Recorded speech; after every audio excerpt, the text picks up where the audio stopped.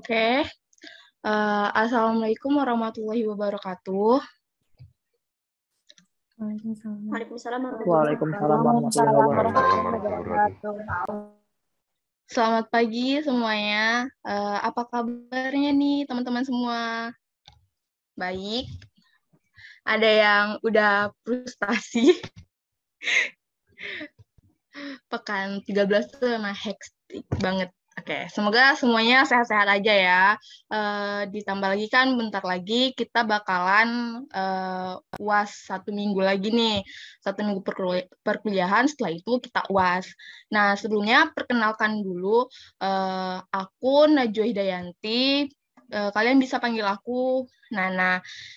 Di sini ada 3 rekan aku yang bakalan membimbing dan dalam membahas soal gitu kan. Ada Zofira, boleh say hi dong. Halo teman-teman. Lalu ada Widadari, boleh say hi. Halo teman-teman semua. Dan ada Sirvi. Oke. Hari ini kita bakalan sharing-sharing, bahas soal, dan teman-teman boleh nanya apapun itu, baik materi, soal, ataupun yang masih berhubungan dengan biologi. Lalu di sini kami tidak ada batasan ya, maksudnya kayak nggak ada yang lebih jago, nggak ada yang lebih pintar. Di sini kita saling sharing-sharing aja ya. Nanti kalau misalnya ada pertanyaan, kalau kami tahu, kami pasti bakalan jawab. Dan kalau misalnya kami kurang paham atau nggak tahu gitu kan, teman-teman lainnya juga boleh kok bantu jawab. Jadi kita enjoy aja ya, jangan terlalu formal, santai-santai aja. Oke. Tanpa menunggu lama-lama lagi, dan waktu udah mau menunjukkan pukul 11 ya, langsung aja ya kita mulai kelas tutor biologinya. Untuk pembahasan pertama, boleh Zofi. Langsung aja, Zofi.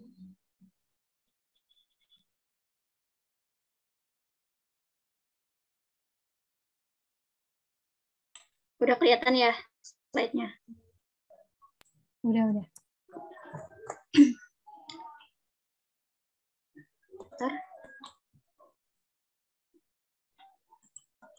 Oke, halo teman-teman semua. Jadi langsung aja kita mulai pembahasan soalnya. Soal yang pertama, berikut pernyataan yang benar tentang kekebalan humoral, kecuali A. Sel T sitotoksik adalah sel yang berfungsi dalam menghasilkan antibodi. B. Terdapat peran memori sel B dalam respons sekunder. C. Vaksinasi memanfaatkan kemampuan memori sel B dan plasma sel dalam mencegah penyakit. Terus yang D, sel plasma terbentuk setelah first exposure. Kemudian yang E, respon primer dan respon sekunder dapat terjadi secara bersamaan untuk antigen yang berbeda. Nah, teman-teman mungkin bisa dijawab dulu, kira-kira jawabannya apa? Kak, maaf, itu PPT-nya masih yang awal. Oh, oke. Di aku nih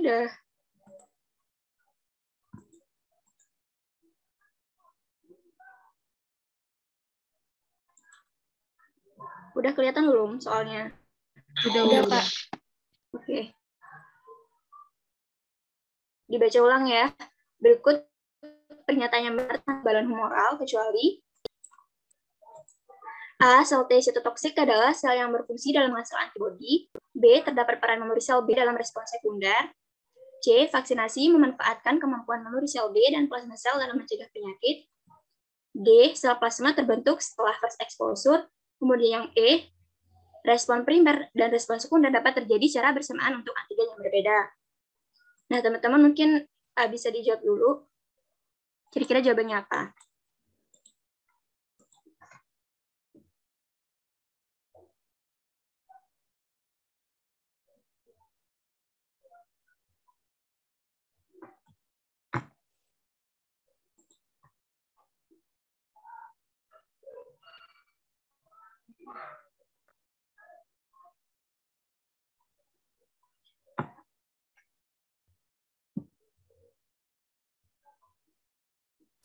Yuk diisi poll-nya, teman-teman.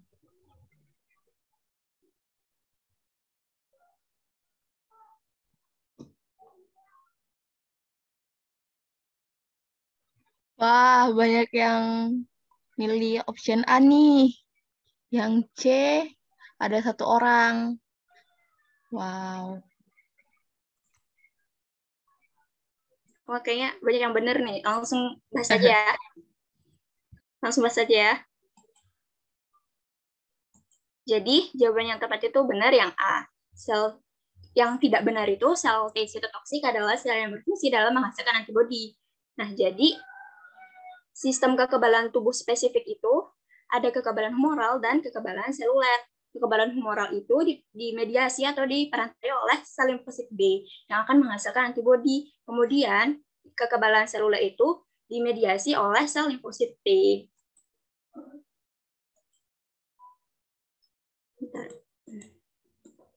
Nah, jadi mekanisme sel respon dari sel limfosit B itu sebagai berikut seperti yang ditunjukkan oleh gambar. Jadi sel B itu mempunyai reseptor antigen yang spesifik gitu. Jadi ketika ada antigen yang berkaitan dengan reseptor antigen suatu sel B gitu, maka sel B ini yang spesifik ini akan terseleksi dan membentuk klon, memperbanyak diri. Nah, kemudian sel B ini dia bisa berkembang menjadi memory cell atau sel ingatan, dan ada juga yang menjadi sel plasma yang nantinya akan menghasilkan antibodi. Nah, ini terjadi ketika respon primer, respon imun primer, ketika paparan pertama kali oleh antigen. Nah, kemudian ketika ada paparan kedua kali, maka itu disebut sebagai respon imun sekunder.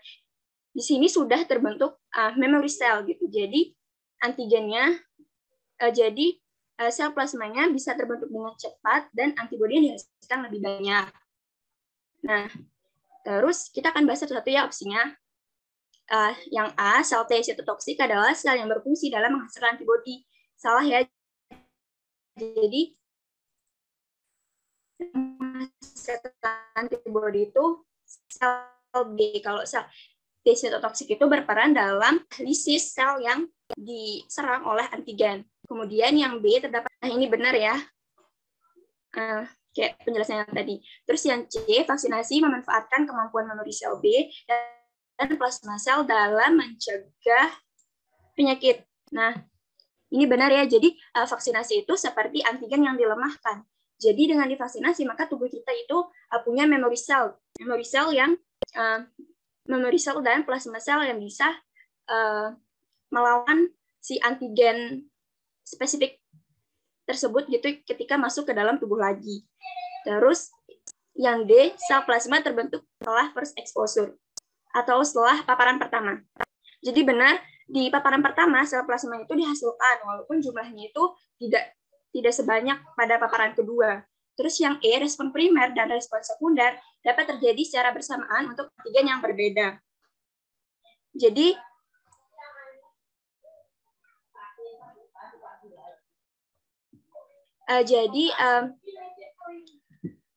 seperti bisa dilihat di grafik ini, kalau ketika ada paparan antigen A misalnya, untuk antibodi A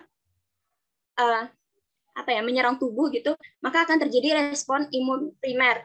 Nah, ketika antigen A menyerang tubuh lagi, maka dia akan membentuk respon imun sekunder dengan waktu yang relatif cepat dan dengan waktu yang lebih cepat dan antibodi yang dihasilkan lebih banyak. Nah, kemudian ketika ada antigen B masuk ke dalam tubuh, maka akan terbentuk respon imun primer untuk yang antigen B gitu. Jadi respon primer dan respon sekunder itu dapat terjadi secara bersamaan untuk antigen yang berbeda gitu. Jadi jawabannya A ya. Terus soal berikutnya.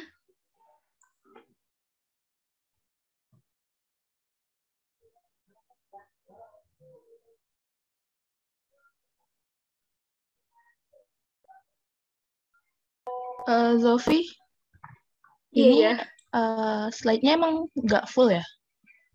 Dia aku full, makanya bentar ya. Oh ya, mungkin boleh diulang share screen lagi biar jadi full.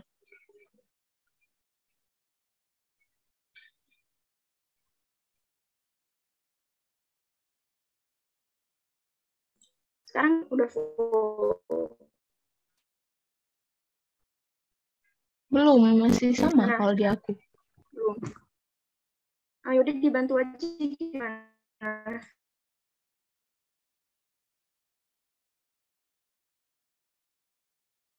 Maaf banget ya teman-teman.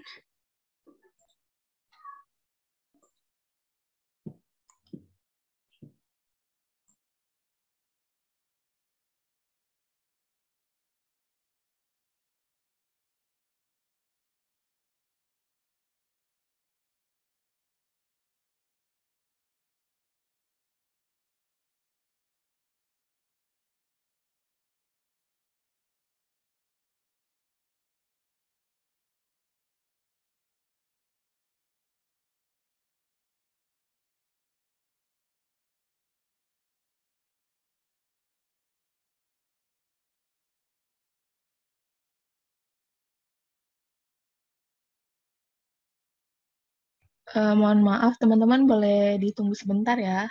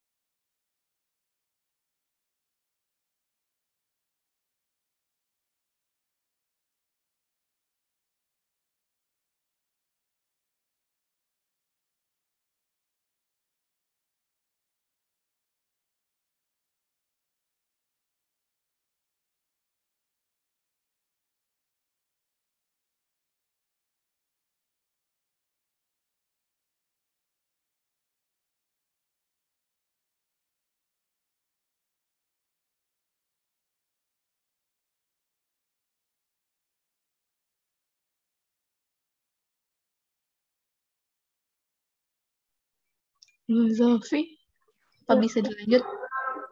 Bisa. Ini soal kedua ya. Oke. Jadi untuk soal berikutnya, berikut peran interleukin 2 dalam kekebalan seluler adalah A. Mengaktifasi sel T pembantu, B. Menstimulasi pembelahan antigen presenting cell, yang C. Mengaktifasi sel B dan sel T memori, D. Membantu mengaktifasi sel kekebalan humoral, atau yang E. Memicu hepatopoiesis. Mungkin teman-teman bisa dijawab dulu, kira-kira jawabannya apa?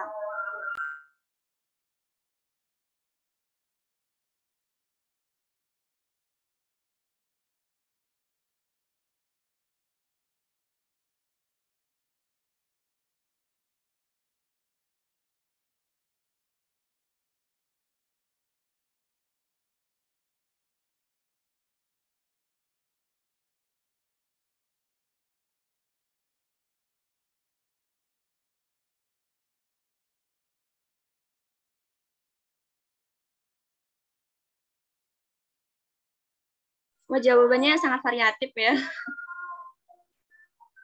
Oke, jadi langsung aja kita bahas. Next, Wida. Oke. Jadi jawabannya itu yang D ya, membantu mengaktifasi sel kekebalan humoral. Nah, jadi ketika ada mikroba menyerang tubuh, maka di sini ada antigen presenting cell atau sel yang akan menampilkan fragmen-fragmen antigen gitu. Dapat berupa makrofag. Nah, di sini contohnya makrofag ya. Ketika ada mikroba maka dia akan difagositosis oleh makrofag. Nah, kemudian APC ini atau antigen presenting cell ini akan menampilkan fragmen-fragmen antigen gitu dibantu oleh MHC kelas 2. Nanti di sini nanti kita bahas lebih lanjut. Nah, kemudian ini tuh akan dikenali oleh helper T cell atau sel T penolong. Nah, tadi APC ini akan menghasilkan interleukin 1 untuk menstimulasi helper T cell. Yang ini teman-teman. Kemudian step yang keempat ini ya. Kemudian helper T cell itu akan menghasilkan interleukin 2. Interleukin 2 ini fungsinya untuk menstimulasi pembelahan dari sel T yang lain. Kemudian dia juga berfungsi untuk mengaktifasi sel B dan mengaktifasi sel T sitotoksik gitu. Jadi kita bahas satu-satu. Yang A, mengaktifasi sel T pembantu. Nah, jadi salah ya teman-teman karena yang mengaktifasi sel T pembantu itu adalah interleukin 1. Kemudian yang B, menstimulasi pembelahan APC. Salah ya, jadi interleukin itu dihasilkannya di step, interleukin 2 itu di step yang kelima ini. Kemudian yang C, mengaktifasi sel B dan sel T memori. Nah, dia benar mengaktifasi sel B untuk sistem imun humoral, tapi dia tidak mengaktifasi sel T memori, yaitu mengaktifasinya itu sel T sitotoksik yang nantinya akan berperan untuk melisis sel-sel yang terinfeksi antigen. Kemudian yang D membantu mengaktifasi sel kekebalan humoral. Benar ya teman-teman, di sini bisa dilihat kalau interleukin 2 itu mengaktifasi sel B yang nantinya akan berperan dalam sistem kekebalan imun humoral yang akan menghasilkan antibodi. Kemudian yang E memicu hematopoiesis. Nah, hematopoiesis itu adalah pembentukan sel darah, jadi tidak ada hubungannya antara interleukin dengan hematopoiesis.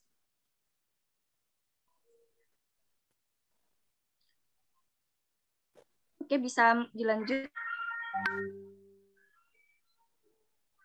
Nah, soal yang ketiga, HIV bisa melemahkan seluruh sistem pertahanan karena HIV menyerang apakah A, sel B plasma, atau B, sel T memori, atau C, sel B pembelahan, D, sel T sitotoksik, atau E, sel T helper. Nah, coba teman-teman dijawab dulu kira-kira jawabannya apa.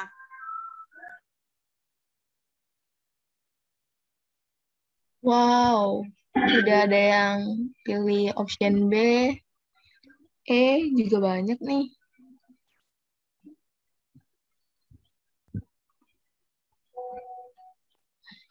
B dan agak itu ya, kebut-kebutan.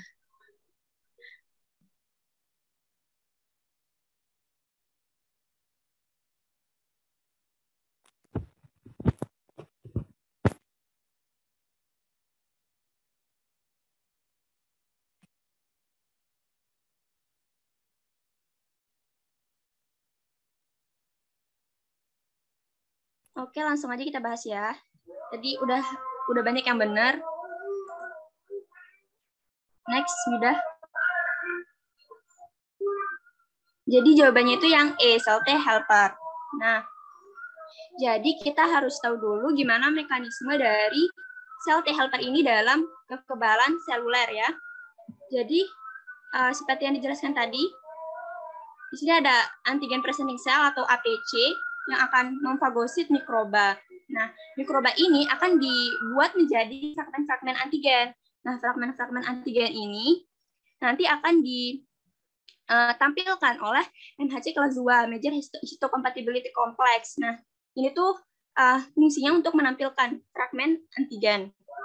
Nah, kemudian nanti kompleks fragmen dan MHC ini akan dikenali oleh reseptor sel T. Nah, kemudian lanjut ke step yang keempat ini. Nah, kemudian tadi ada interleukin 1 mengaktifasi helper T cell, kemudian helper T cell menghasilkan interleukin yang akan mengaktifasi sel B dan sel T sitotoksik. Nah, kemudian ketika ada HIV menyerang, yang dia serang itu adalah helper T cell-nya, sel T penolongnya. Nah, ketika helper T ini diserang gitu, jadi sel B untuk kekebalan humoral juga terhambat gitu karena dia tidak bisa mengaktifasi sel B. sel T sitotoksiknya juga tidak bisa diaktifasi gitu. Jadi tidak ada kekebalan secara seluler. Sel yang rusak tidak bisa dilisis. Jadi dengan adanya HIV dia menyerang helper T cell dan dia menyebabkan melemahnya seluruh sistem pertahanan gitu. Oh ya, jadi mungkin ini jenis-jenis dari sel B dan sel T ya. Jadi sel B itu ada beberapa jenis ya, ada yang sel B plasma, itu fungsinya untuk menghasilkan antibodi, ada sel B memori, itu fungsinya untuk mengingat antigen yang pernah menginfeksi tubuh, biar nanti ada sistem kekebalan sekunder gitu. Terus ada sel B pembelahan yang untuk membentuk klon-klon sel B. Terus kalau sel T itu ada banyak juga ya, ada sel T sitotoksik tadi untuk melisis antigen yang menyerang. Terus sel T helper tadi yang fungsinya itu fungsi sel T itu mengaktifasi sel B, terus sel T mengaktifasi sel T sitotoksik dan untuk menstimulasi sel T yang lain juga gitu untuk membelah. Terus ada juga sel T pembelahan sama sel T memori. Oh ya, ada juga namanya sel T supresor ya. Itu tuh fungsinya untuk ketika sistem imun bekerja terlalu berlebihan, maka sel T supresor ini akan menekan gitu dari sistem imun ini. Jadi ini jawabannya yang sel T helper ya, teman-teman.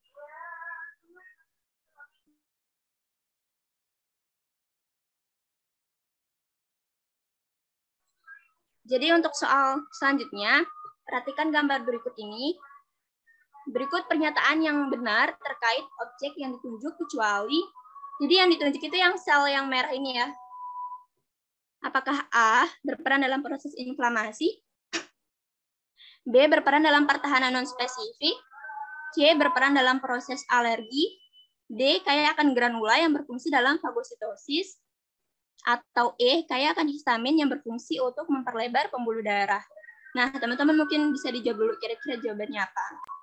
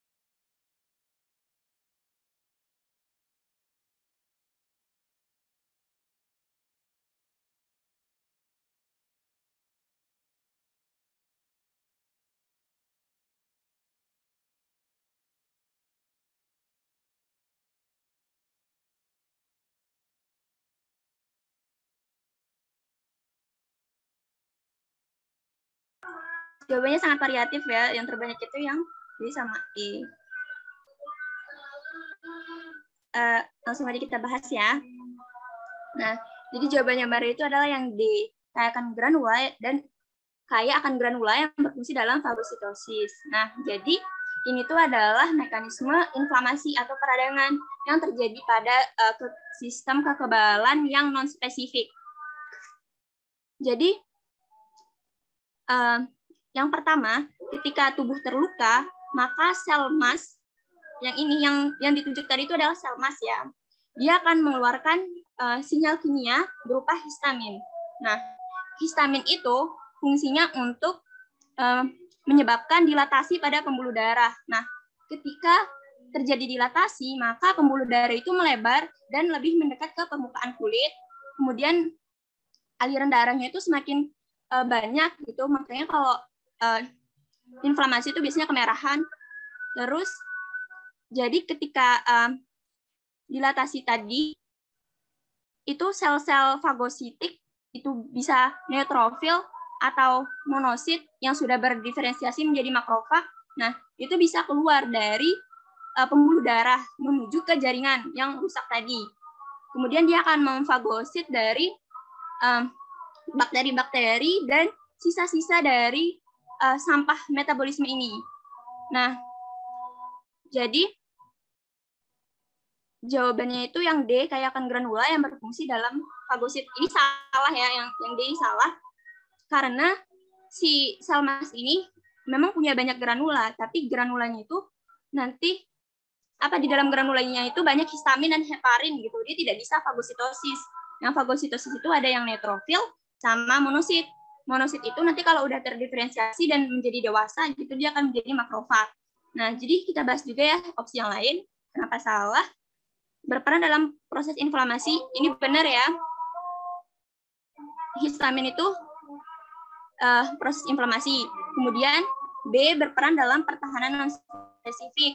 Jadi benar, inflamasi itu pertahanan tubuh secara non spesifik. Kalau yang spesifik itu yang tadi ya, yang sel B sama yang sel T, limfosit T sama limfosit B. Kemudian yang C berperan dalam proses alergi, itu benar. Kemudian yang E, kayakan histamin yang berfungsi untuk memperlebar pembuluh darah, benar.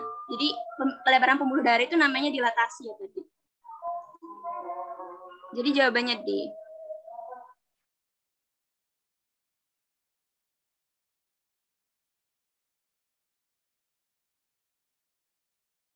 Mungkin dari materi sistem imun yang tadi mungkin ada yang mau ditanyain atau mau sharing-sharing gitu.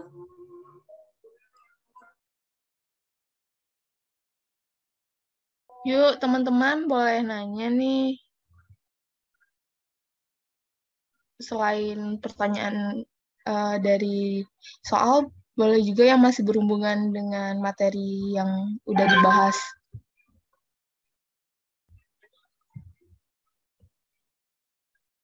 Aku tunggu 1 menit, 30 detik ya untuk pertanyaannya. Kalau nggak ada, nanti akan dilanjutin lagi. Oke?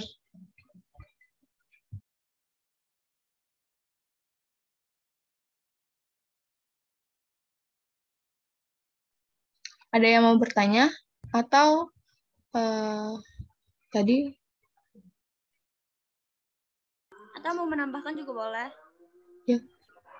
Sofi itu kayaknya di chat ada yang nanya tuh.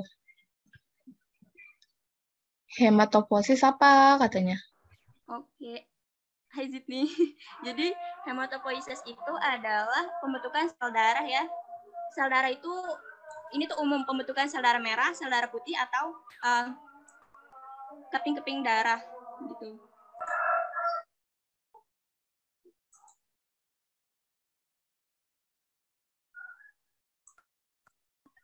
Udah terjawab belum?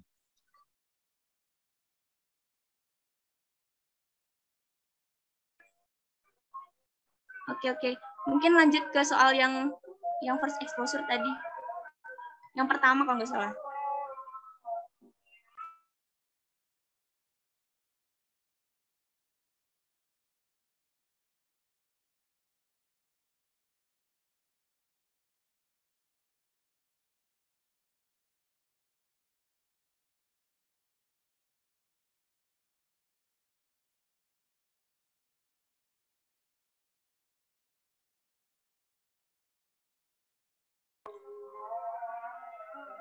Nah, jadi yang opsi D ya, sel plasma terbentuk setelah first exposure. Jadi setelah paparan pertama maksudnya. Di sini kan, jadi paparan pertama itu nanti menghasilkan respon primer, respon imun primer. Jadi dijelasin ulang aja ya mungkin. Jadi ketika ada antigen gitu, terus dia dikenali oleh reseptor spesifik dari sel B, maka sel B tersebut akan membentuk klon, akan memperbanyak diri. Nah, sel B ini akan berkembang menjadi, ada yang berkembang menjadi memory cell, ada yang berkembang menjadi sel plasma.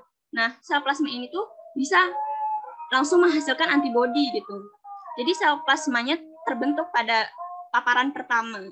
Kemudian saat ada paparan kedua, udah ada sel memori kan, jadi nggak perlu pengenalan lagi antigen sama reseptornya, nggak perlu kenalan, udah ada memorinya, jadi dia bisa langsung membentuk antibodi yang banyak gitu. yang paparan kedua ini nanti akan menghasilkan respon imun sekunder ya namanya. Gimana, apa sudah jelas?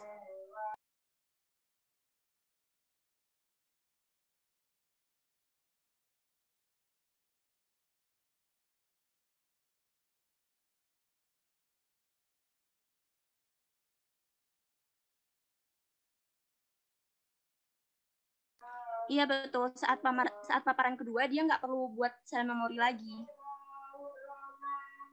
Sel plasmanya langsung menghasilkan antibodi.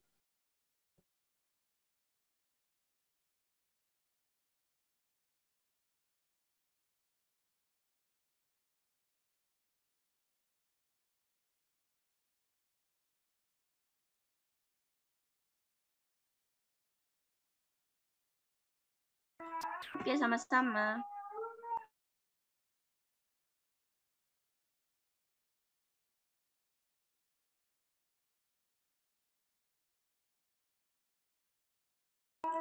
Oke, mungkin bisa dilanjut.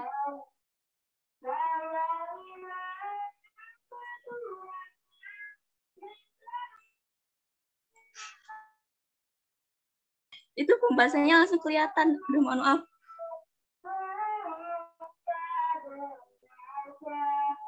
Jadi berikut pernyataan yang benar mengenai peran Big Data dalam dunia penelitian obat-obatan, kecuali A. Terdapat penggunaan metode in vivo, B. Lebih memangkas waktu dalam penelitian, C. Penelitian dapat dilakukan dengan cara paralel, D. Menggunakan metode in silico, atau yang E. Obat yang disetujui klinis lebih sedikit. Mungkin bisa dijawab dulu teman-teman, kira-kira jawabannya apa?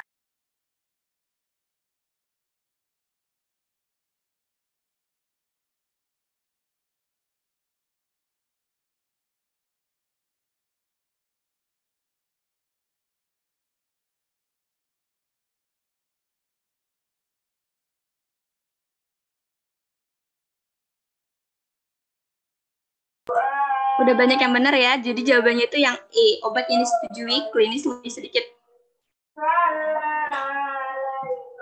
Nah, jadi pendekatan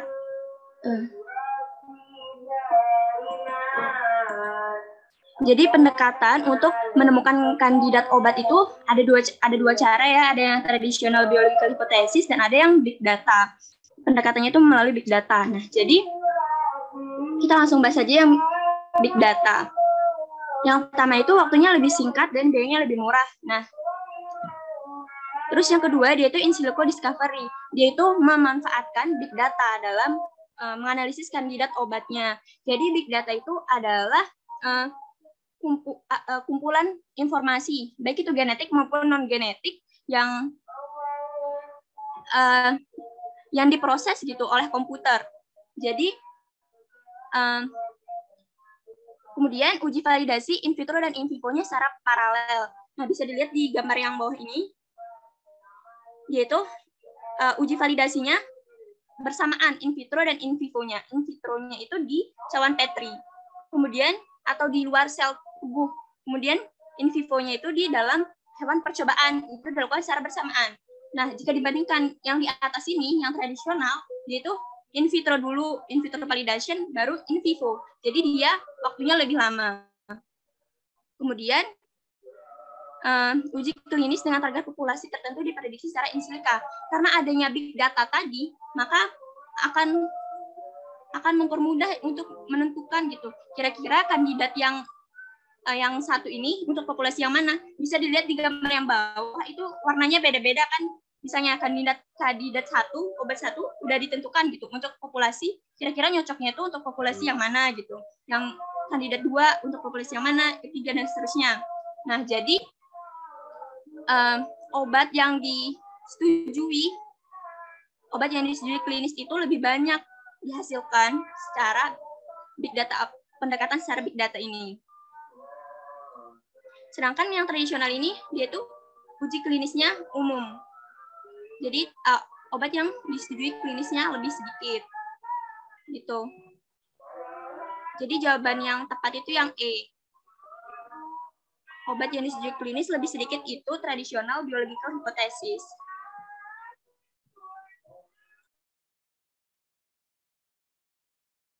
Ada yang mau ditanyain dari soal yang tadi?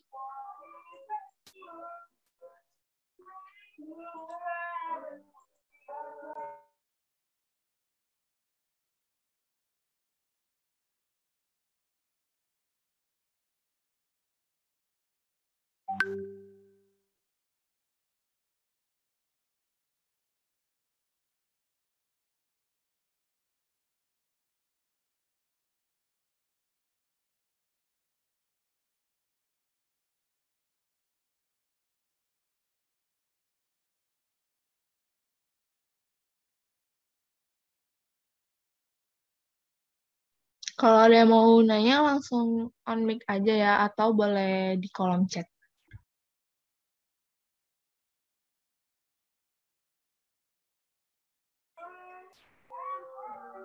Langsung aja ya ke pembahasan selanjutnya. Pernyataan yang benar mengenai spesies kunci adalah A. Bintang oker atau Physacer ochraceus adalah contoh spesies kunci. B. Kontrol yang kuat di dalam komunitas. C. Spesies kunci menambah atau mengurangi keanekaragaman sistem. D. A dan C-nya benar, atau E, semua benar. Mungkin bisa dijawab dulu teman-teman kira-kira jawabannya.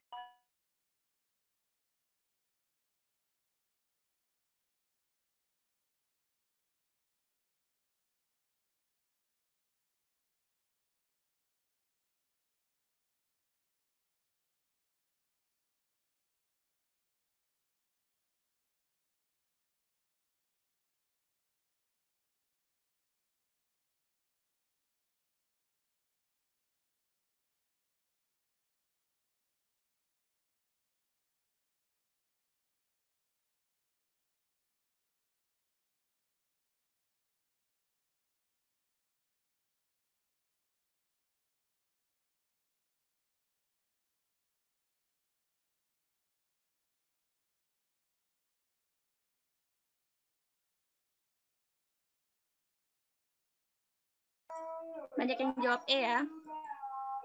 Teman-teman mungkin ada yang mau nyiapin pendapat gitu, kenapa jawabannya E atau kenapa D. Boleh banget buat sharing-sharing, sama-sama belajar ya.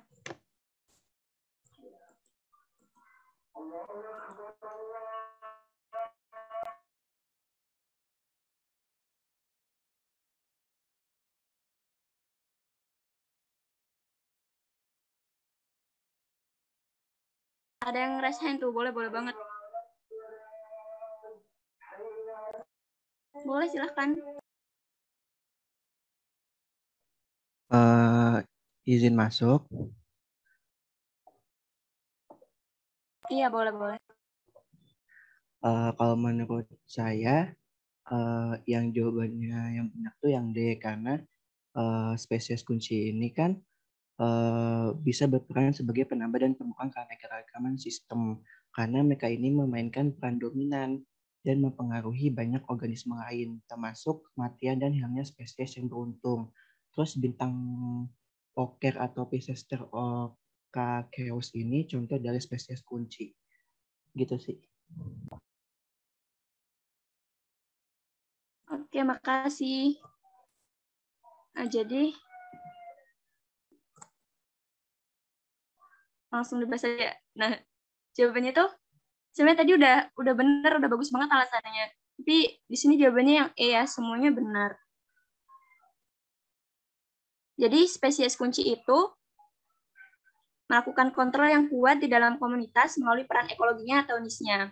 Nah, bintang oker atau Physacer ochraceus ini adalah contoh spesies kunci karena mencegah kerang atau mangsanya dari mengambil alih daerah intertibial atau daerah pasang surut. Nah, jadi biasanya spesies kunci itu predator utama ya, contohnya ini, bintang oker ini.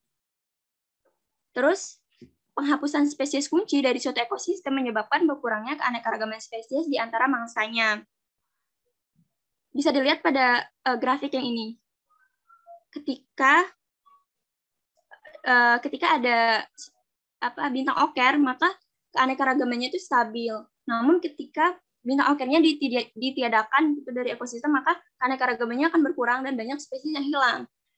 Nah, kan si bintang oker ini adalah predator dari kerang-kerang ini. Ketika dia tidak ada, maka jumlah si kerang ini akan membludak gitu. Dengan demikian, banyak spesies yang lain yang bisa hilang gitu. Jadi bintang oker adalah contoh spesies kunci, itu benar. Melakukan kontrol yang kuat di dalam komunitas itu benar. Kemudian spesies kunci menambah atau mengurangi keanekaragaman sistem. Itu benar juga.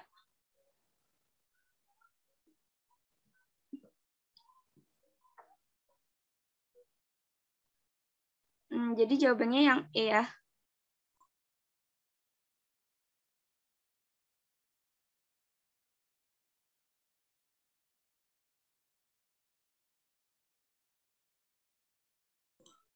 Mungkin ada yang mau menyampaikan sesuatu atau mau bertanya?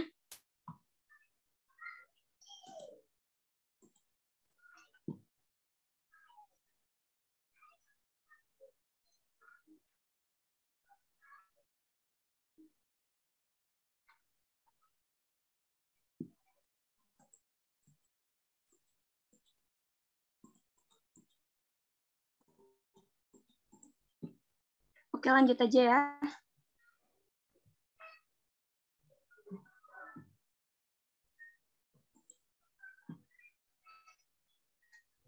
Nah, pernyataan yang benar terkait next gambarnya mana?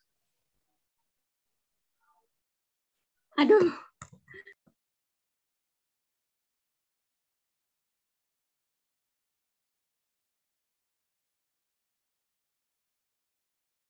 Ya udah nggak apa-apa, nanti kita bahas sama-sama. Next aja deh. Ya udah nggak apa-apa ya. Aduh, maaf banget. Pernyataan yang benar terkait struktur anatomi batang tumbuhan berikut. Jadi yang ini, apakah A terdapat pada batang tumbuhan dikotil? Atau B, batas korteks yang pembuluh jelas, C, tipe pembelakunya kolateral tertutup, D, berkas pembuluhnya tersusun lingkaran, atau yang E, C, dan B benar. Nah, jadi karena jawabannya udah terlihat di sini, jadi langsung aja kita bahas. Jawabannya yang C, tipe pembuluh angkutnya kolateral tertutup. Nah, untuk bisa jawab soal ini, kita harus tahu beda antara anatomi batang dikotil dan batang monokotil. Jadi, pada batang dikotil itu berkas pembuluhnya tersusun dalam lingkaran. Yang sebelah kanan, gambar di sini sebelah kanan, itu adalah dikotil. Berkas pembuluh itu gabungan dari silem dan flumnya. Jadi dia itu membentuk seperti lingkaran. Kemudian batas korteks dan empulurnya jelas. Jadi korteks itu tersusun atas jaringan parenkim dan dia itu ada di luar ya, epidermis terus korteks gitu. Jadi batas antara korteks dan empulur yang ada di pusat lingkaran ini itu jelas. Kemudian tipe pembuluh angkutnya kolateral terbuka. Nah, kenapa kolateral terbuka? Karena antara silem dan flumnya itu ada kambium. Nah, kambium itu jaringan meristematik ya, yaitu yang akan menyebabkan pertumbuhan batang dikotil itu membesar, yaitu yang menyebabkan adanya lingkaran tahunan gitu. Itu adalah peran dari si kambium. Kemudian untuk yang monokotil, berkas pembuluhnya tersebar. Nah, bisa dilihat pada gambar. Silem dan flumnya itu tersebar. Kemudian batas korteks dan pembuluhnya tidak jelas. Kemudian tipe pembuluh akutnya kolateral tertutup karena di antara silem dan flumnya itu tidak ada kambium. Dia nggak bisa, si monokotil ini nggak bisa pertumbuhan sekunder ya karena dia tidak punya kambium. Terus ya, bedanya dari anatomi simple, perbedaan sederhana dari anatomi batang dan akar. Nanti itu tuh kalau akar itu dia tidak ada berkas pembuluhnya. Jadi silem dan flumnya itu tidak membentuk berkas gitu. Terus kita bahas opsinya ya. Terdapat pada batang tumbuhan dikotil, ini salah. Ini batang monokotil. Kemudian yang B, batas korteks dan pembuluhnya jelas. Tidak ya, ini salah. Kemudian tipe pembuluh angkutnya kolateral tertutup. Iya, ini benar. Kemudian berkas pembuluhnya tersusun dalam lingkaran. Salah ya. Jadi jawabannya tepat itu adalah yang C.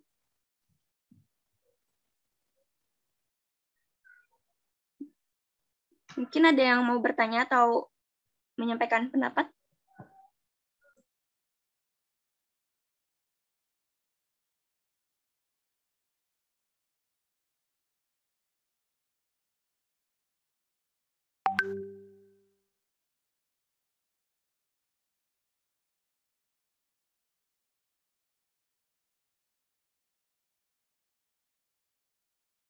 Ayo teman-teman, boleh banget nih kalau ada yang mau bertanya.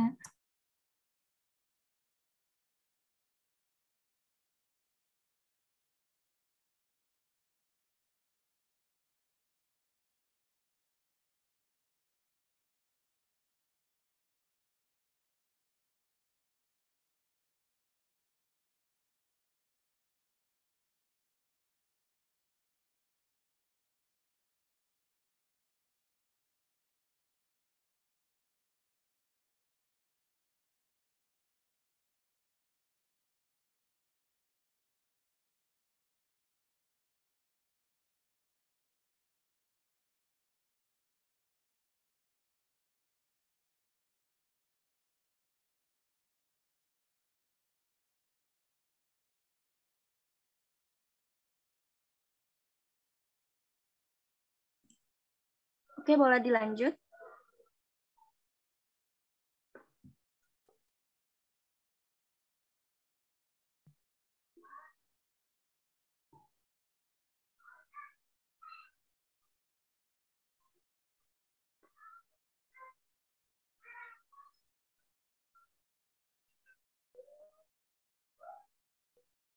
Oke, soalnya itu sel tumbuhan yang memiliki ciri sebagai berikut adalah 1. Selnya langsing dan ujungnya meruncing.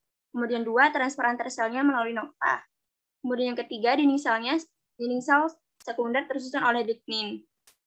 Nah, yang punya ciri-ciri tersebut apakah A. Trakeid, atau B. Pembuluh kayu, atau C. Sel tapis, atau D. Sel pengiring, atau E. Sel skleroid. Oke, mungkin bisa dijawab dulu teman-teman.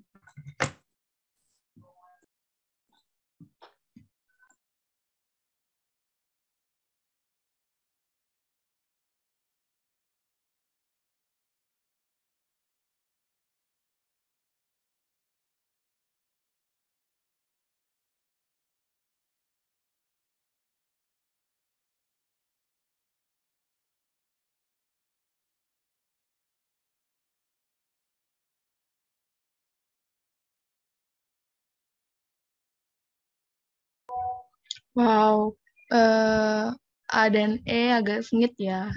8 sama 8 yang jawabnya. Kira-kira apa ya jawaban yang benar?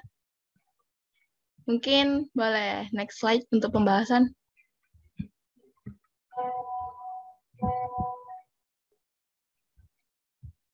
Wida.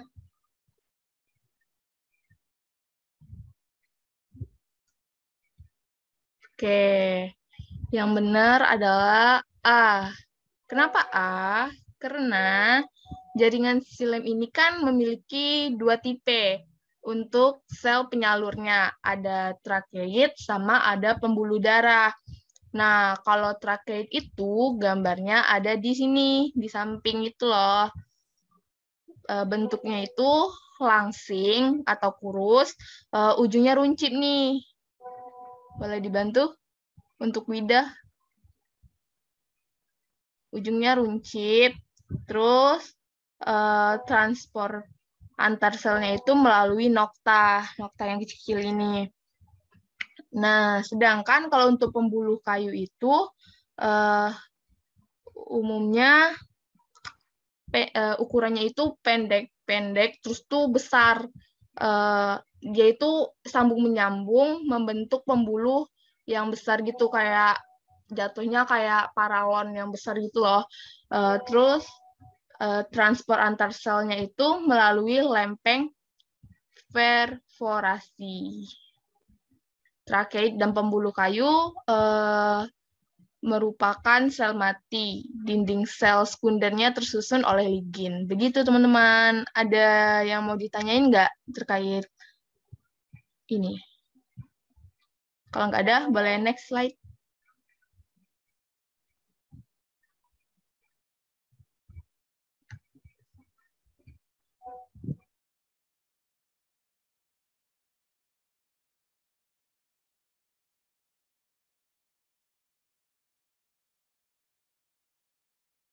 Boleh next? Oke. Ini ada nih lagi. Contoh dari struktur sekretori eksternal. Nah, menurut kalian kalau struktur sekretori eksternal itu apa aja ya contoh-contohnya dari kelima option di slide ini? Ada trikoma kelenjar, ada saluran resin, ada rongga sekretori, ada idioblast, dan ada sel bullifrom. Wow, banyak yang jawab A. Ada yang jawab C juga. Apa ya? Kira-kira.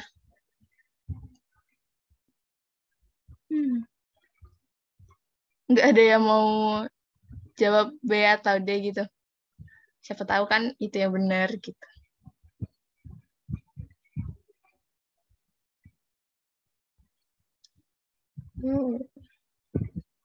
Ya. Kira-kira. Oke, cukup.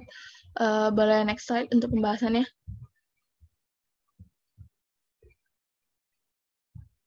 Nah, jawaban yang benar itu trikoma kelenjar. Kenapa? Karena struktur sektoral itu ada yang eksternal dan ada yang internal. Nah, kalau eksternal itu ada pada permukaan organ tumbuh-tumbuhan. Sedangkan kalau internal itu terdapat di bagian dalam. Kalau eksternal kan biasanya kita tahu juga kalau itu di luar, internal di dalam. Nah, contoh-contoh dari struktur sekretori eksternal itu ada trikoma kelenjar dan ada kelenjar nektar. Sedangkan untuk saluran resin, lalu ada rongga sekretori, sama idioblast itu masuk ke dalam sekretori internal. Begitu teman-teman. Ada mau ditambahin nggak? Boleh banget loh kalau mau nambahin pembahasannya. Kan kita sama-sama belajar juga.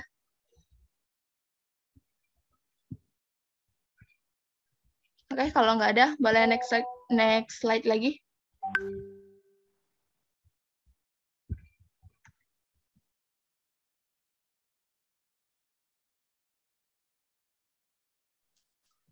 Nah, soal selanjutnya itu ada strategi bioremediasi yang benar berdasarkan level intervensinya adalah, nah kira-kira jawabannya apa nih teman-teman?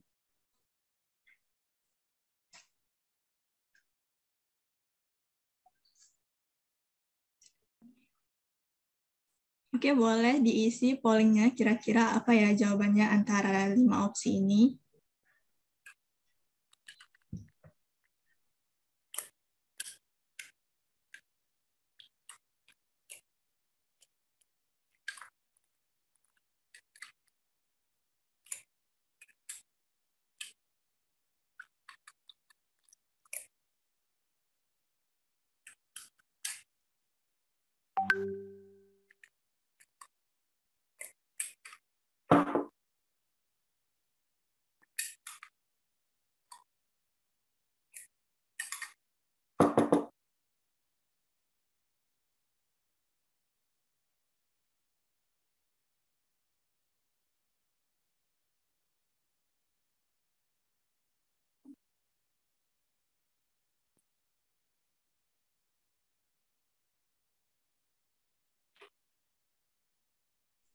Oke, dari hasil polling, kebanyakan milih D nih. Ada 10 orang yang pilih opsi D.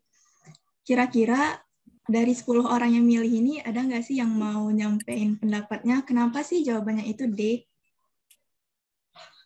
Ayo teman-teman boleh banget langsung on mic atau tulis aja di kolom chat.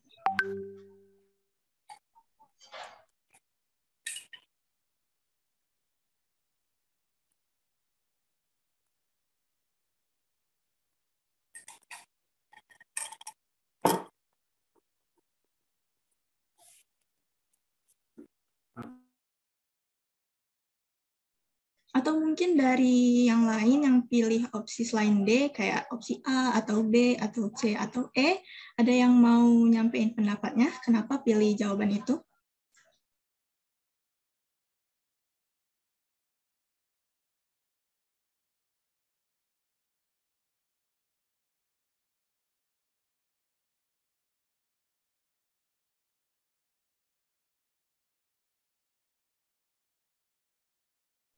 Oke, mungkin langsung kita bahas aja kali ya.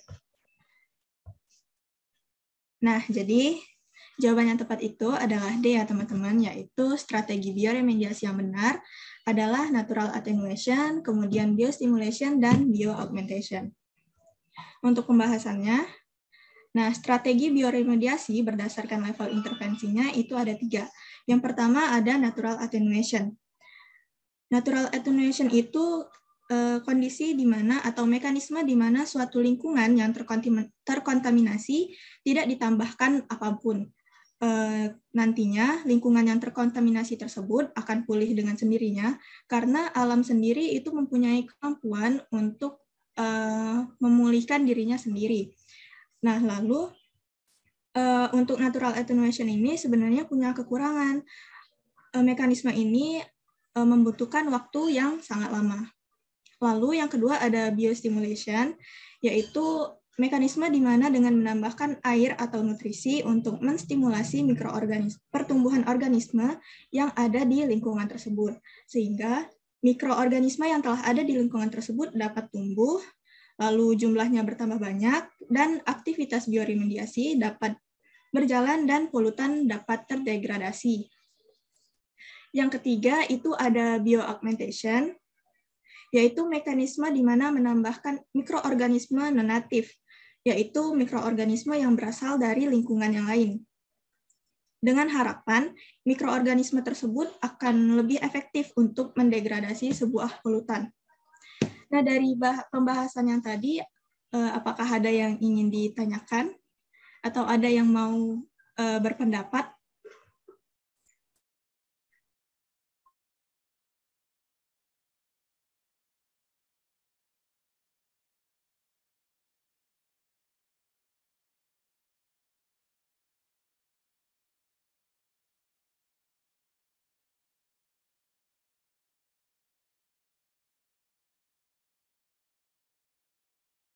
Yuk, teman-teman. Boleh raise hand-nya, gitu kan. Tidak. Yuk, teman-teman boleh raise hand banget loh. Ini kan kita kan saling belajar gitu kan, sama-sama belajar. Jadi nggak usah malu-malu.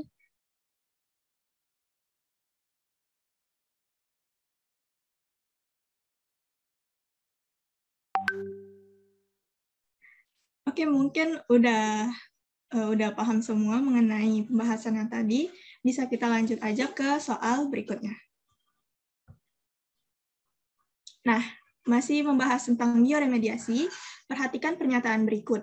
Yang pertama, biaya lebih tinggi.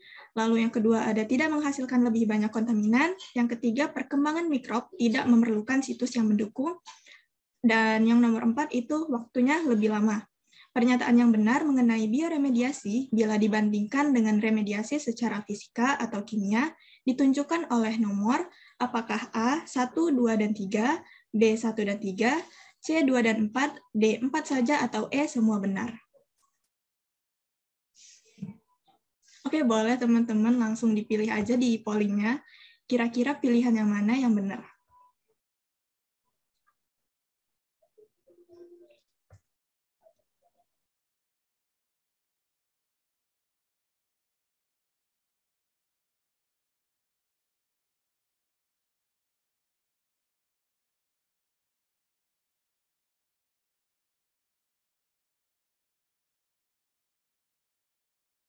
Yang C ini banyak yang milih.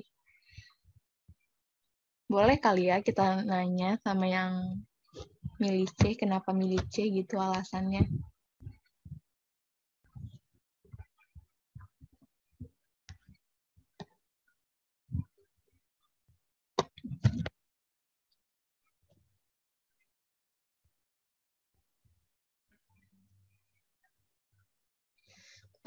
Atau kita cari aja ya, biar seru. Biar ada interaksi. Boleh, nah. Kira-kira siapa ya?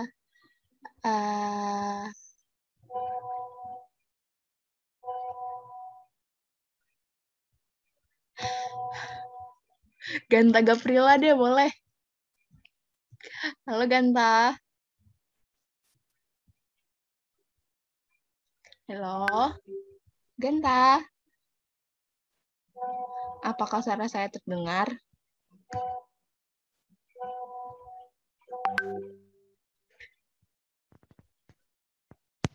Oke, halo Genta.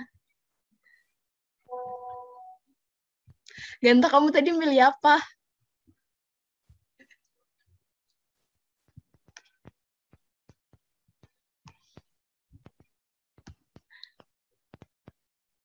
Duh, Gentanya nggak jawab nih, Bida. Lanjut aja kali ya. Oke, langsung kita bahas saja mungkin. Jadi kalau berdasarkan polling yang banyak itu pilihan C. Nah, benar banget jawabannya tepat itu adalah C ya teman-teman, yaitu nomor 2 dan 4. Nah, untuk pembahasannya, bioremediasi itu memerlukan biaya yang lebih rendah.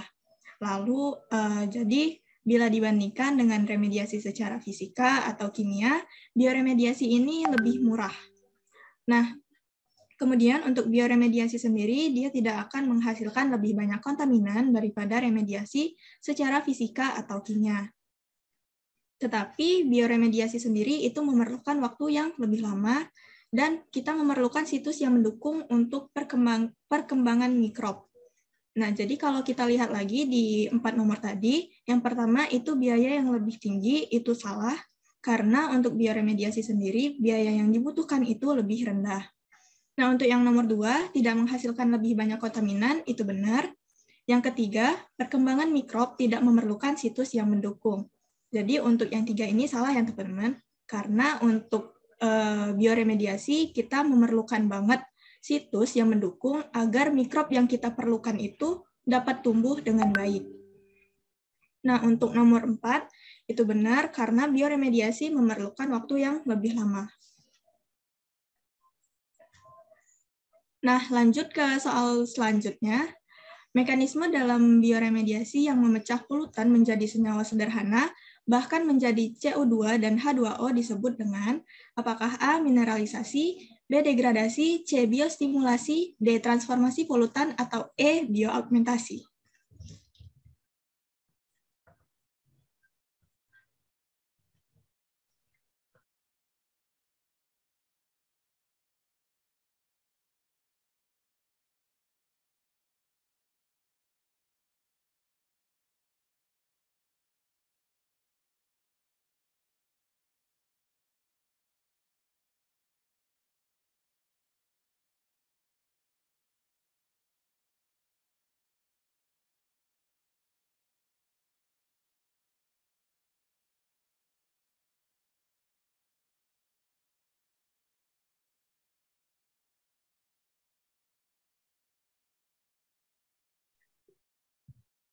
Degradasi banyak yang milih nih, Bida.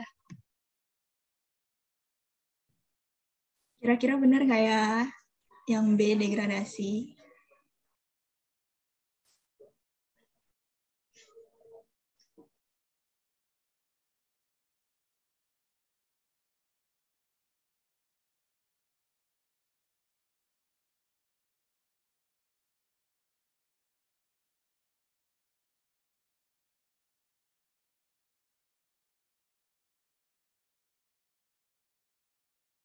Oke, sama kayak soal-soal berikutnya.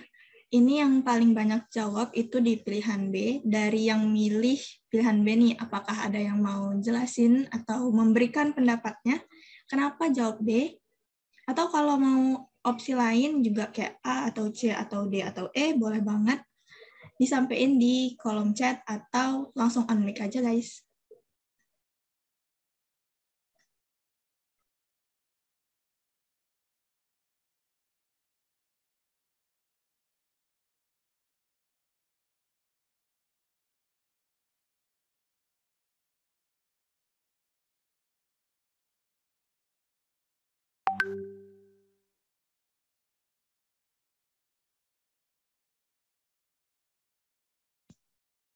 Oke, langsung aja kita bahas. Langsung aja kita buka jawabannya itu. Nah, jawaban yang tepat itu adalah A ya teman-teman, yaitu mineralisasi. Oke, pembahasannya. Untuk mekanisme dalam bioremediasi itu ada 3, yaitu yang pertama mineralisasi, degradasi, dan kemudian ada transformasi polutan. Yang pertama, mekanisme mineralisasi, yaitu ketika sebuah mikroorganisme memecah senyawa polutan menjadi senyawa sederhana atau bahkan menjadi CO2 dan H2O, sehingga mekanisme ini merupakan mekanisme yang lengkap. Nah, lalu mekanisme yang kedua itu ada mekanisme degradasi, yaitu ketika senyawa polutan dipecah menjadi senyawa yang lebih sederhana, tetapi tidak sampai menjadi karbon dioksida dan H2O. Sehingga sifat dari mekanisme ini adalah mekanisme parsial atau sebagian saja. Nah, yang ketiga itu ada transformasi polutan, yaitu ketika struktur senyawa polutan diubah oleh mikroorganisme menjadi senyawa-senyawa yang tidak toksik lagi untuk lingkungan. Nah, kalau mineralisasi sama degradasi itu mikroorganismenya memecah senyawa tersebut, beda dengan transformasi polutan, itu struktur dari senyawa polutan diubah oleh mikroorganisme. Oke, sampai sini apakah ada yang ingin bertanya?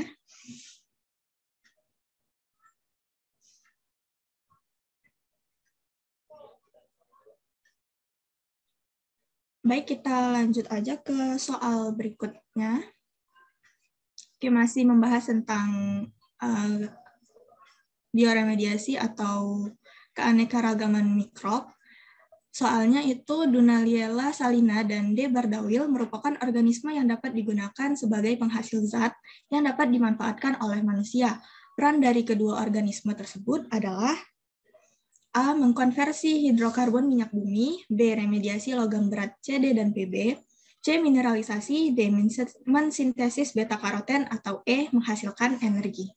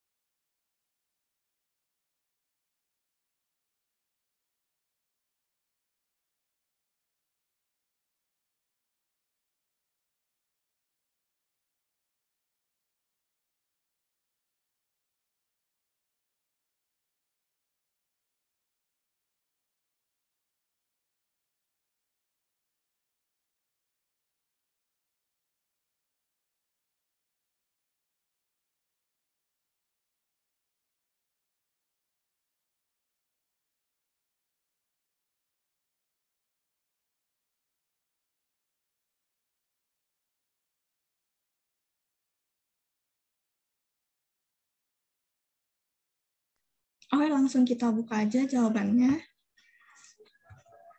Nah, jawaban yang tepat itu adalah D ya teman-teman, yaitu mensintesis beta-karoten. Yang pertama, untuk pilihan A, mengkonversi hidrokarbon minyak bumi itu biasanya dilakukan oleh bakteri Bacillus cereus atau Pseudomonas fluorescens. Nah, lalu untuk remediasi logam berat CD dan PB, itu biasanya dilakukan atau pernah ada penelitian yang membuktikan bahwa Chlorella vulgaris itu mempunyai potensi dalam remediasi logam berat CD dan PB pada skala laboratorium. Kemudian yang C, mineralisasi, itu biasanya dilakukan oleh cendawan Dicomitus valens dengan bantuan dua sistem enzim, yaitu enzim ligninolytik dan non-ligninolytik. Nah, untuk yang D, mensintesis beta-karoten, itu biasanya dilakukan oleh Dunaliella salina dan D. bardawil. Nah, dua organisme ini adalah dua contoh alga dan termasuk dalam keragaman protista. Kedua organisme ini mempunyai kemampuan untuk mensintesis beta-karoten dalam kondisi buruk karena memiliki beberapa karotenoid yang tinggi. Nah, beta-karoten ini nantinya akan bermanfaat sebagai antioksidan bagi makhluk hidup dan bisa tahan hidup pada radiasi tinggi. Oke.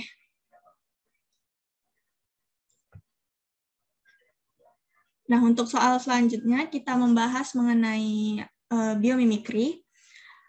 Shock absorbing system atau sistem penahan guncangan itu menggunakan prinsip kerja yang terinspirasi dari burung pelatuk. Sistem ini digunakan dalam berbagai benda, contohnya apakah A. helm football AS, B. helm angkatan darat AS, atau C. black box pesawat, D. peredam getaran pada kendaraan, atau E. semua jawaban benar.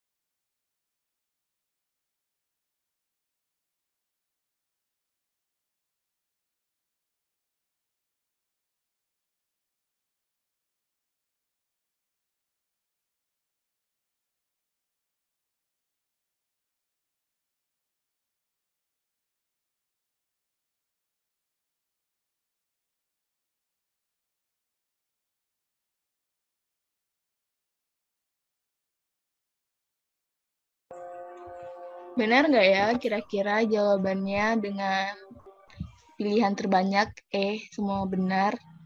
Benar nggak, Wida? Oke, langsung kita buka aja ya. Oke. Nah, jawaban yang benar itu adalah E, semua jawaban benar. Jadi, yang tadi banyak jawabannya itu udah benar. Oke, untuk pembahasannya, sistem penahan guncangan ini telah diterapkan pada berbagai benda seperti helm football Amerika Serikat, helm Angkatan Darat Amerika Serikat, black box pesawat, dan peredam getaran pada kendaraan. Oke, yang selanjutnya itu urutan proses pencernaan yang benar di bawah ini adalah apa ya teman-teman, kira-kira yang benar antara ingesti, digesti, absorpsi, eliminasi, terus ada digesti, absorpsi, ingesti, eliminasi, dan sebagainya. Menurut kalian urutan yang benar itu pada option yang mana ya teman-teman? Apakah ingesti dulu atau digesti dulu? Wow, langsung ada yang jawab A, banyak banget.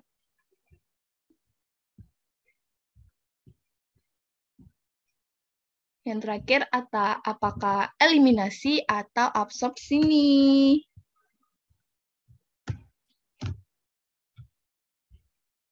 Yuk, pilih.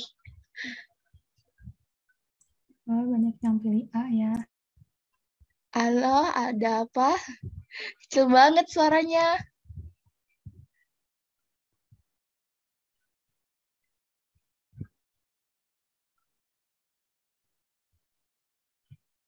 Apa ya kira-kira? Banyak yang pilih A nih. Bener nggak ya A jawabannya? Yuk, next slide. Nah, jawaban yang tepat itu adalah A. Jadi udah banyak yang benar tadi. A, ingesti. Jadi urutan yang benar itu adalah ingesti, digesti, lalu absorpsi, dan yang terakhir itu ada proses eliminasi.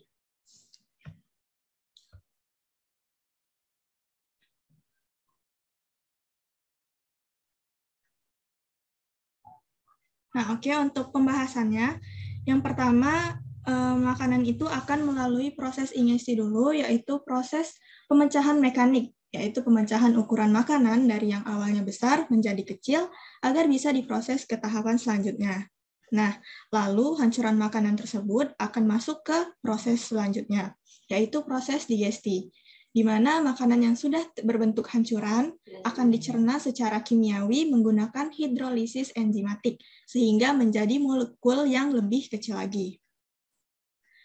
Lalu yang ketiga itu ada absorpsi, yaitu proses di mana molekul-molekul yang lebih kecil tadi itu akan diserap di usus. Nah, senyawa-senyawa yang diserap tersebut akan dimanfaatkan sebagai sumber nutrisi atau sumber energi. Lalu yang terakhir, di proses eliminasi itu pasti di proses sebelumnya itu pasti ada materi yang tak tercerna. Nah, materi yang tak tercerna ini akan masuk ke proses selanjutnya, yaitu proses eliminasi.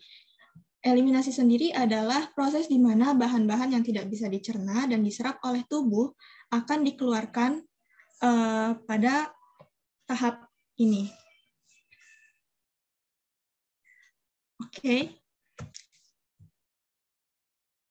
Nah, soal berikut ini yang bukan merupakan contoh dari pemanfaatan feses adalah apakah A sebagai biomasa atau energi, B bahan pembuat kertas, C bahan parfum, D mikrobiota simbion, atau E sebagai media tanam.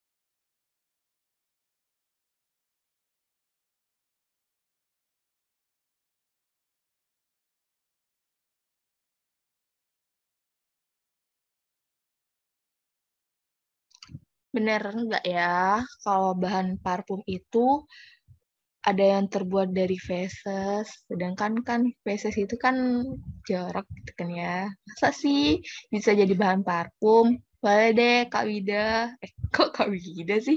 Boleh deh Wida untuk pembahasannya. Oke, jadi kalau dari polling itu kebanyakan milih C, yaitu feses itu bukan merupakan contoh, bukan merupakan tidak dimanfaatkan sebagai bahan parfum. Oke, langsung kita lihat aja ke jawabannya. Nah, jawaban yang tepat itu adalah E ya teman-teman, yaitu sebagai media tanam.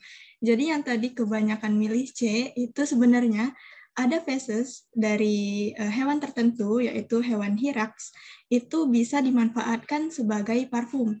Karena pada fesesnya itu masih mengandung metabolit tertentu yang wangi gitu. Jadi bisa dimanfaatkan sebagai bahan parfum. Oke, lalu untuk pilihan yang A sebagai biomasa atau energi,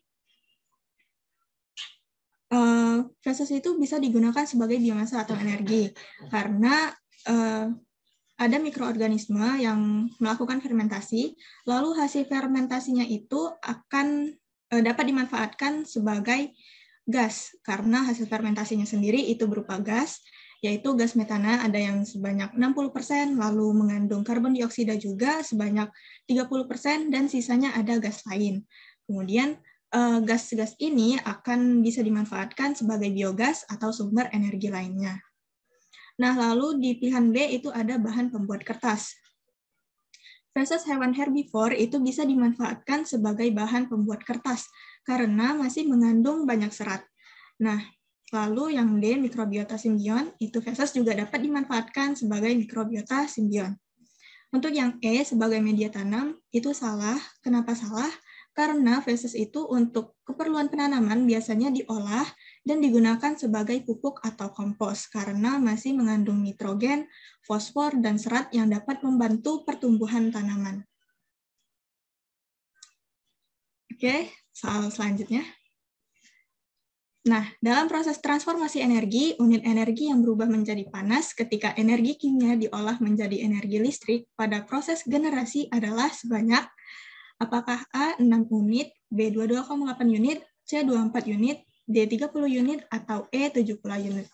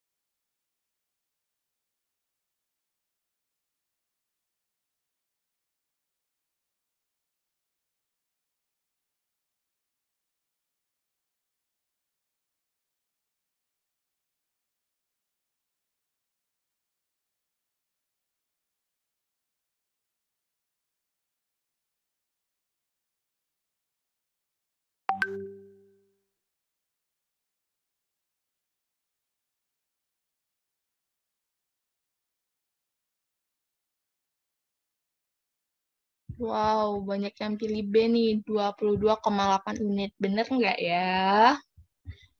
Ini menarik nih, yang jawab E 0 orang. Oke, jadi langsung kita buka aja untuk pembahasannya. Nah, jawaban yang tepat itu adalah E ya teman-teman, yaitu 70 unit. Nah, jadi kalau dilihat dari gambar ini, dari energi kimia ke energi listrik, itu ada 100 unit awalnya. Nah, lalu ketika dialirkan ke proses generasi, itu yang berubah menjadi panas ada 70 unit, teman-teman. Nah, sedangkan yang dipakai untuk arus listrik itu hanya 30 unit. Nah, lalu ketika masuk ke proses selanjutnya, yaitu proses transmisi, 30 unit, di mana 6 unitnya itu akan hilang menjadi panas. Sedangkan yang dipakai itu hanya 24 unit. Nah, lalu ketika masuk untuk pemakaian, itu 22,8 unit dari 24 unit sebelumnya itu hilang menjadi panas, sedangkan yang dipakai untuk pemakaian itu hanya 1,2 unit. Nah, ini soal yang terakhir nih. Berikut ini yang merupakan salah satu proses dalam siklus karbon adalah apakah A. respirasi, B. evaporasi, C. presipitasi, D. mineralisasi, atau E. asimilasi.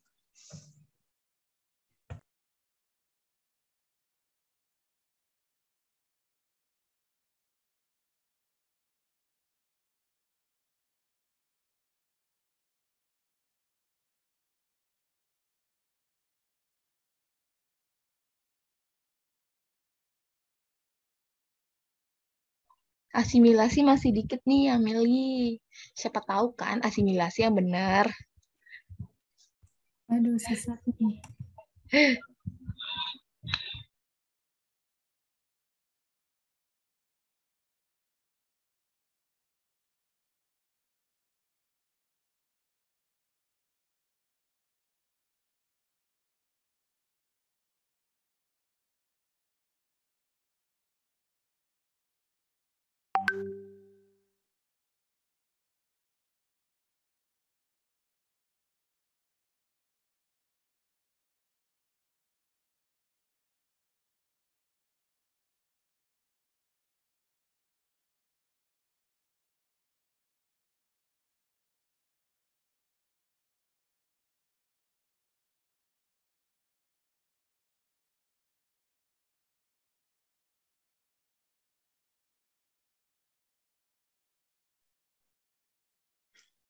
Oke, langsung kita buka aja jawabannya.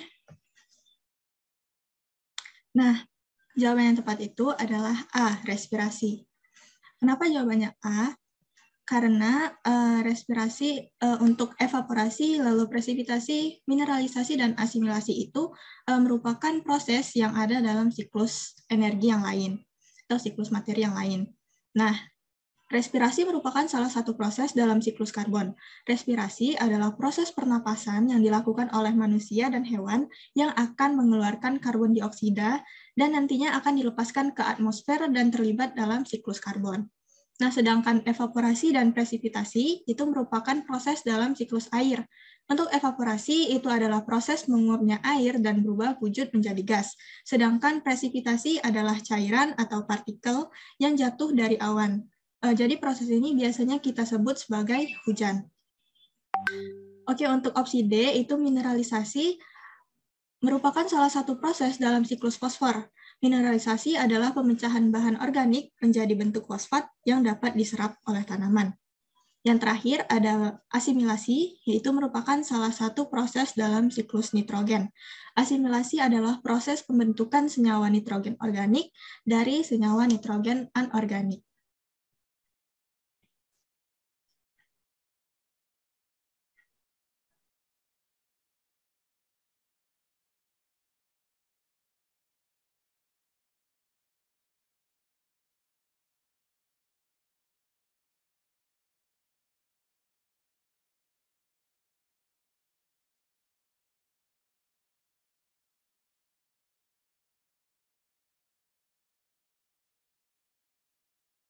Udah selesai nih kayaknya pembahasan soalnya. Sekarang teman-teman kalau ada yang mau ditanyain terkait soal-soal tadi atau pembahasan materi dari dosen yang mungkin kalian sedikit malu gitu kan untuk bertanya, boleh banget kok nanya sama kami. Kalau kami bisa menjawab, pasti kami jawab gitu. Jangan malu-malu ya teman-teman. Boleh dong. Atau kalau kalian nggak mau on mic, boleh di chat langsung ya.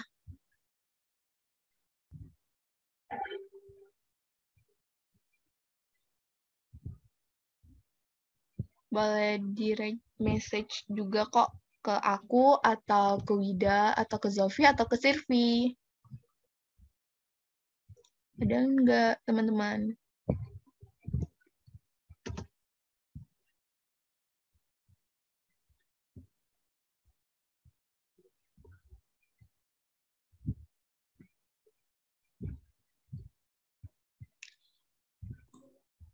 Oh, Lanjut aja.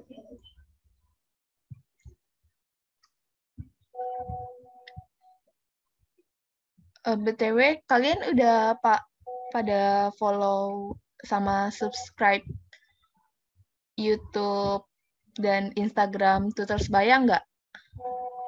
Kalau belum, yuk coba kita cek ya. Di IG Tutors Sebaya itu udah ada Rantik sama fiturnya. Fitur itu video tutor. Jadi di sana itu kayak pembahasan materi sama pembahasan soal. Jadi teman-teman bisa banget kalau mau remind tentang materinya, boleh banget kok cek di IG Tutors Sebaya. Sama subscribe dong YouTube channelnya. Dari pekan 1 sampai pekan 14 itu semua udah ada kok di Tutors Sebaya. Jadi jangan lupa cek ya teman-teman. Oke. Nggak ada yang mau nanya nih teman-teman.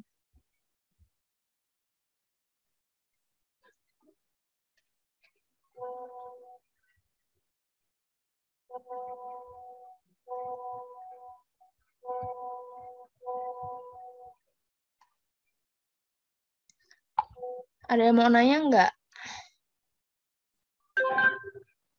Dari aku cukup. Tadi ada yang nanya. Terima kasih. Aku coba stop screen dulu, Wida. Nah, terima kasih. Bentar. Kelihatan nggak? Kelihatan nggak? Udah. Udah. Oke. Jadi tadi ada yang nanya kalau anatomi akar gimana? Nah, ini ya. Kalau di akar itu, yang tadi yang aku bilang, silom dan fulmnya itu berseling. Tidak membentuk berkas seperti pada batang. Kalau di batang itu, silom dan fulmnya kayak menyatu gitu. Terus, kita bahas ya, kalau di akar monokotil itu, tidak terdapat kambium. Sama kayak di batang. Terus yang kedua, jumlah kelompok silom umumnya banyak. Nah, di sini tuh silom dan fulmnya membentuk seperti lingkaran kalau di akar monokotil. Bisa dilihat filmnya itu, silemnya agak dalam ya, silem terus film. Kemudian kalau di akar dikotil, oh ya lupa satu lagi, kalau di akar monokotil itu empulurnya banyak. Terus kalau di akar dikotil terdapat kambium, ada pertumbuhan sekunder. Kemudian jumlah kelompok silamnya sedikit. Jadi kalau di akar dikotil itu membentuk seperti radial atau seperti bintang. Bisa dilihat di gambarnya. Silamnya di tengah, terus ada fluemnya. Itu saja. Mungkin ada yang mau bertanya lagi?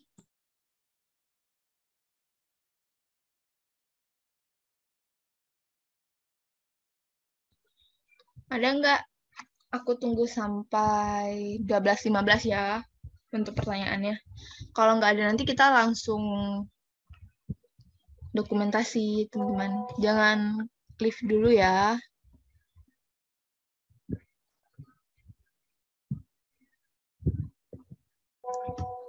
Ya. Udah nggak, teman-teman? Jangan malu-malu ya. Mungkin sekali santai kita aja. Dokumentasi dulu kali ya. Sembari nunggu ada yang bertanya. Boleh, boleh.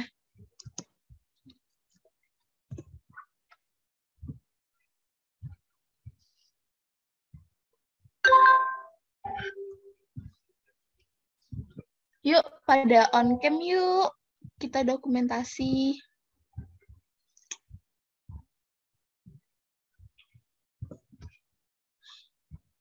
Ini anak tutor sebaya nggak ada yang mau on cam ya? Sirvi, Bidadari, yuk on cam. Terima kasih. Ya, dikit banget, 34. Yuk on cam yuk.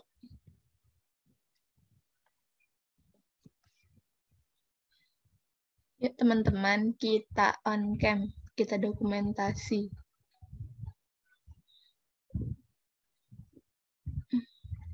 Gak ada yang dokumentasi.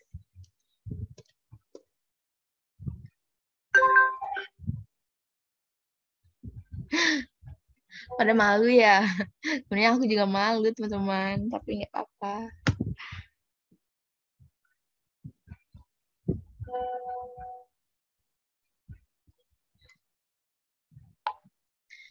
Ya, sebentar aja. Nggak makan waktu 5 menit. Hanya 1 menit palingan. Itu paling lama.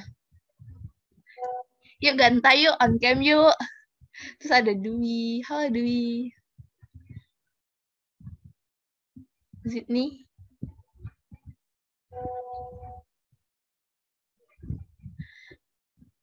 Yuk dong teman-teman.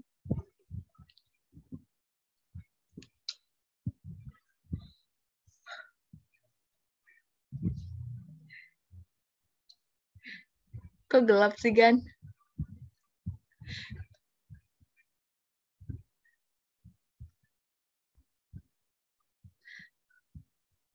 Ya udah, karena nggak ada yang mau on cam, sama nggak ada pertanyaan, aku tutup aja ya. Aku dari teman-teman tutor sebaya 58 mengucapkan terima kasih kepada kalian semua yang udah bersedia join di kelas tutor biologi hari ini. Aku juga minta maaf, aku mewakili teman-teman dari tim biologi, minta maaf kalau ada salah kata atau pembahasannya kurang. Aku dan teman-teman minta maaf ya. Terima kasih udah pada join. Sampai ketemu lagi kapan-kapan.